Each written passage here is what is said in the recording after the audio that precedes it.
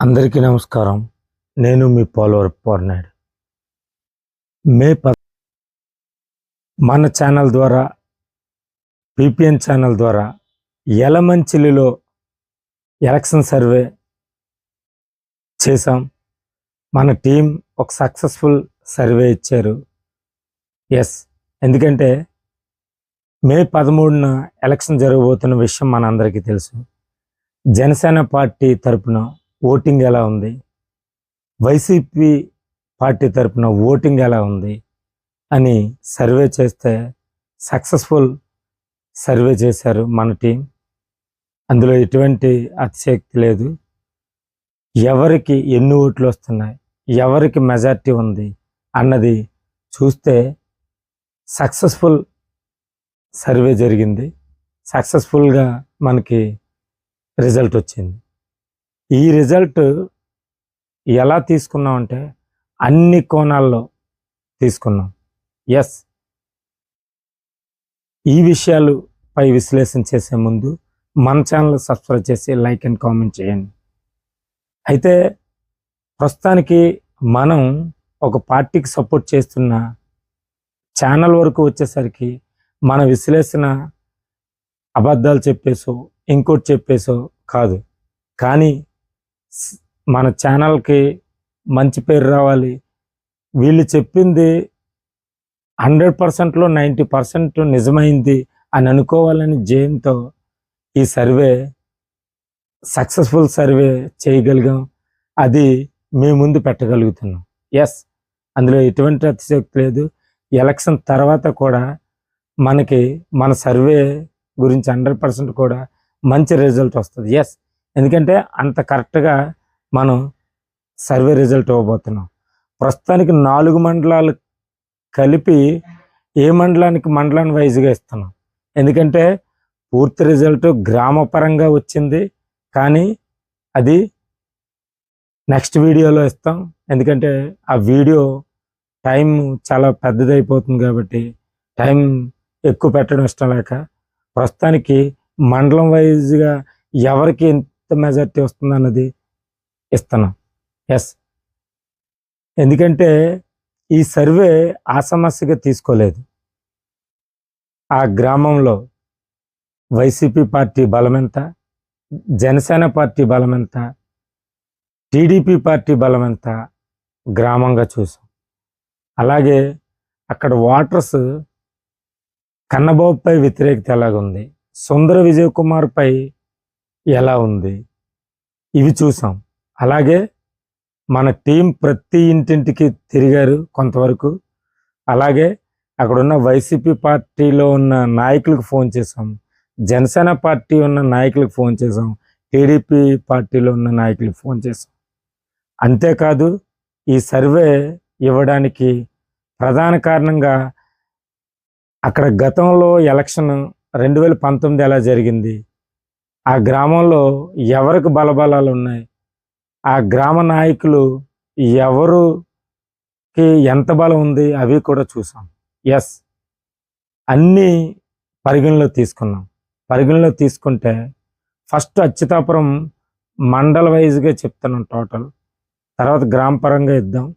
అచ్యుతాపురం మండలంలో తిరుగు లేకుండా జనసేన పార్టీ నుంచి గ్లాస్ గుర్తుపై ఓటేయడానికి మెజార్టీ 6,000 నుంచి 8,000 ప్రజలు సిద్ధంగా ఉన్నారు మెజార్టీ ఇవ్వడానికి. 6,000 నుంచి 8,000 మెజార్టీ ఇవ్వడానికి సిద్ధంగా ఉన్నారు. అలాగే నెక్స్ట్ రాంబెల్లి, అచ్యుతాపురంతో పోటీ పడుతుంటున్నానంటూ ఇటు జనసేన టీడీపీ నాయకులు వీళ్ళందరినీ పరిగణలో తీసుకుంటే, ఓటర్స్ని కూడా తీసుకుంటే, వాళ్ళు కూడా మీతో మెజార్టీ సమానంగా ఇస్తాం అచ్యుతాపురంతో అంటూ వాళ్ళు కూడా చెప్పేది ఏంటంటే, అక్కడ మనం తీసుకునే రిజల్ట్ ఎలా ఉందంటే చాలా ఎక్కువగా కనిపించేది రిజల్ట్. అయితే మనం తక్కువ మెజార్టీ చేసాం, ఇంకా తగ్గించాం. 100% కూడా రాంబెల్లి మండలంలో 4,000 నుంచి 5,000 వరకు జనసేన పార్టీకి మెజార్టీ కనబడుతుంది. అలాగే యలమంచిల్లో కూడా తీసుకున్నాం. యలమంచిల్లో గతం నెలలో వేరేలా ఉంది. అప్పుడు కొద్దిగా పార్టీ వైసీపీకి జనసేనకి ఫైట్లా జరిగింది. కానీ క్రమంగా జనసేన పార్టీ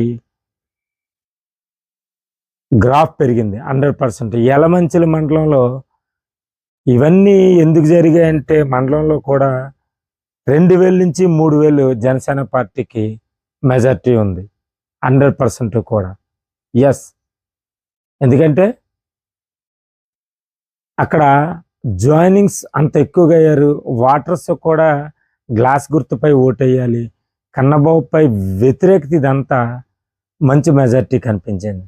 అలాగే మునగపాక మండలం కూడా ఎలా ఉంది అంటే 100కు 100% కూడా మంచి మెజార్టీ కనబడుతుంది జనసేన పార్టీకి. ఎస్, జనసేన పార్టీకి అక్కడ కూడా ఈ రాంబిల్తో పోటాపోటీగా ఉంది. ఎస్, అది కూడా 3000 నుంచి 4000 మెజార్టీ కనబడుతుంది. అవును, ఎస్. ఎందుకు కనబడుతున్నాయి అంటే 4 మండలాల్లో కూడా మంచి మెజార్టీ కనబడుతున్నాయి. ఎస్, ఇది ఇంకా హైపు ఉంటే మేము వేసినది యాక్చువల్గా మెజార్టీ తక్కువ వేసాం. వాళ్ళు ఎక్కువ అక్కడ చూపించినా సరే, వాటర్స్ ద్వారా ఎక్కువ కనుక్కున్నా సరే మెజార్టీ ఇంకా తగ్గించాం కొంతవరకు. ఇది ఎందుకు అంటే ఫస్ట్ అసలు జనసేన పార్టీ ఎలా తీసుకోవాలంటే టీడీపీ గతంలో ఓట్లు ఎంత వచ్చాయి, జనసేన పార్టీ ఎంత వచ్చాయి, ఇవన్నీ షేర్ చేసుకున్నాం. వైసీపీ పార్టీ పూర్తి బలం అంతా జనసేన పార్టీకి ఇచ్చింది. ఎక్కువగా 70 పంచాయతీలు జాయిన్ అయ్యి అంటే ఆ సమస్య కాదు. ప్రతిదీ కూడా ఫొటోస్తో పేర్లతో సహా ఉంటుంది. 70 పంచాయతీలు జాయిన్ అయ్యాయి. వైసీపీ నుంచి జనసేన టీడీపీకి బీజేపీకి వెళ్ళాయి. అదే కొంతమంది కార్యకర్తలు టీడీపీ నుంచి వీడి కొంతమంది వైసీపీ కండువాలు వేయడం కొన్ని జరిగాయి. అలాగే అక్కడ వైసీపీలోకి జాయిన్ అయిన వాళ్ళు కార్యకర్తలు మాత్రమే కేవలం. అది కూడా 14 పంచాయతీలు జాయిన్ అయ్యాయి. 14 పంచాయతీల నుంచి జాయిన్ అయ్యాయి. అది కూడా 5, 6, 10 మంది. ఇక్కడ న్యూట్రల్గా ఉన్న వాళ్ళు కూడా, సైలెంట్గా ఉన్న వాళ్ళు కూడా జనసేనకు వేయడానికి మద్దతుగా ఉన్నారు, మద్దతు చూపిస్తున్నారు. ఎస్, మేమైతే పబ్లిక్గా రాము. ఇది ప్రతి ఓటర్ నాడి కూడా మేము తెలుసుకోవడం జరిగింది. 100% కూడా మా సర్వే రిజల్ట్ ఇందులో ఎటువంటి అతిశక్తి లేదు, అంత కరెక్ట్గా ఉంటుంది. ఎస్,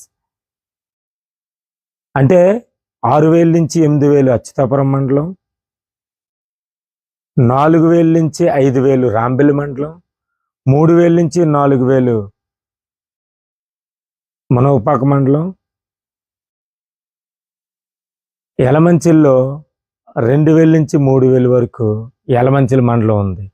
అంటే యలమంచిల్లో ఫర్ సపోజ్ 2000 వేసుకున్నా, అచ్యుతాపురంలో 6000 వేసినా, రాంబిల్లో లీస్ట్ 4000 వేసినా, అలాగే మునగపాకలో లీస్ట్ 3000 వేసినా ఎంత అవుతుంది?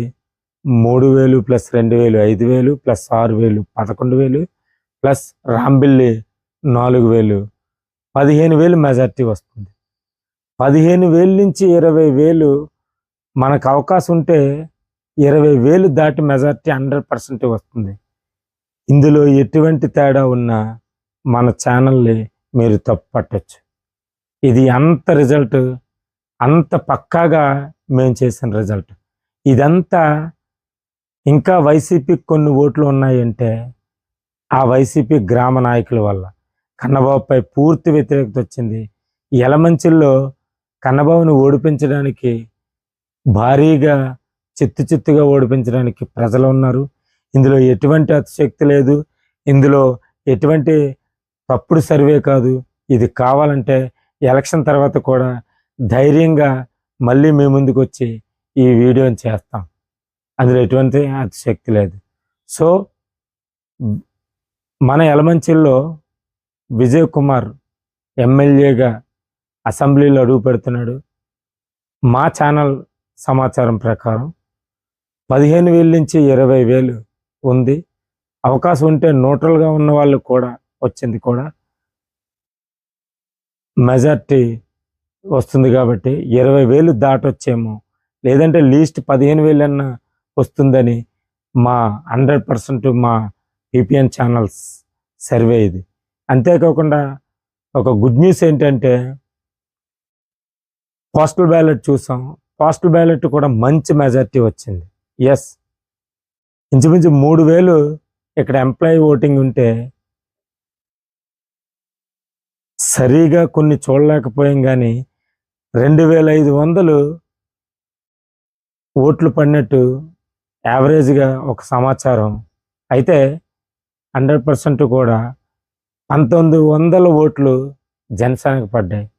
ఎస్, 600 మాత్రమే ఇక్కడ ఆల్రెడీ మెజార్టీ కనబడుతుంది. అంటే మనం 100% కూడా యలమంచిల్లో సుందర విజయ్ కుమార్ని మనం ఎమ్మెల్యేగా చూడబోతున్నాం. అందులో ఎటువంటి అతిశక్తి లేదు. సో మళ్ళీ ఎలక్షన్ అయిపోయాక కూడా మనం ఒక వీడియో ద్వారా మన ఛానల్ నుంచి వచ్చే ప్రతి సమాచారాన్ని మీకు ఇస్తాం. So please support my channel. Thank you for all.